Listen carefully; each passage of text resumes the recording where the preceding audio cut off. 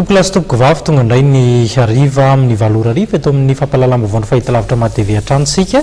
dia atolotra ny arabo mampira rintsoa amin'ity takariva ity izay anasananao ihany koa ny anaraka hatrafarany ny fampahalalam-baovao ny fiomanana ao anatin'ny fifidianana filoham-pirenena tanterahana amin'ny taona ho avy izay anehon'ireo mpanao politika sy ireo antoko politika samihafa ny heviny no isany hoentina amintsika amin'ity takariva ity ny zava-nitranga tany an-dahatany ihany koa isan'izany ohatra ny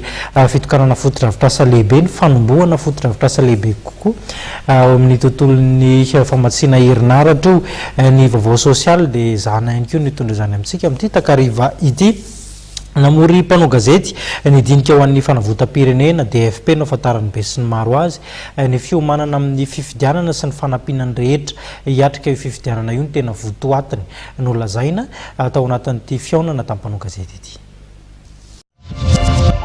Irotsaka ny fanabeazana ny olo-pirenena ho an'ny fifidianana ny dinika ho an'ny fanavotam-pirenena DFP hoy Maravo Ratolojanahary nandritra ny fiaonana tamin'ny mpanao gazety ny alarobia lasa teo nosoritan'ity mpanao politika ity fa nampiasain'ny mpitondra ny fandimby ho fanaovana osoka amin'ny fifidianana ny lisy-pifidianana ilaina noho izany ny anarahan'ny olo-pirenena maso ny lisy-pifidianana amin'izao vanim-potoana anavozana isan'ny taona ny lisy-pifidianana zao. Zay zao efa mifampiresaka amin'ireo société civile sy organisation non gouvernementale miroso amin'ny fanabeazana olo-pirenena sy ny fiarovana ny zon'olombelona eraka amin'ny Madagasikara tany Fianarantsoa zay tany Majunga zay tany Tamatave zay efa misy amin'izany mieritreritra zay zany anangana plateforme na société civile hiaro an'izay no an'izay éducation citoyenne éducation électorale zay zany zavatra tsy maintsy rosona ka zay no mahatonga ny tsy maintsy vita zany alohan'ny 31 janvier ray mieritreritra raha vitanay somatsara zay na dia kely aza nentomana na ary zay koa dia mbola hanatona an'ireo partenaire technique et financier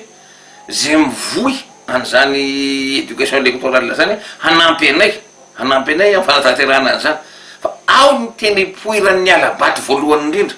petraka ane fanontaniana fa naninona moa ny révision annuelle natao 1er décembre au 31 janvier amin'ny fotoanan'olona variana amin'ny fety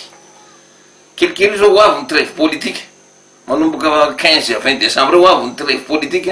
manomboka le 20 décembre jusqu'à 15 janvier de fety bona ane n'olona rehetrarehetra tsisy raha fa aminy anaovana ny révision annuelle. Marina fa nanomboka ny voalohany volana Desambra teo ary farany navonjomaika ny raiky amin'ny telopolo ny volana Janoary 2024 ny fanavozana ny lisy-pifidianana amin'izao fotoana izao dia mandalo eny amin'ny fokotany ny lisy-pifidianana ary zony ireo olo-pirenena ny manamarina ny anarany.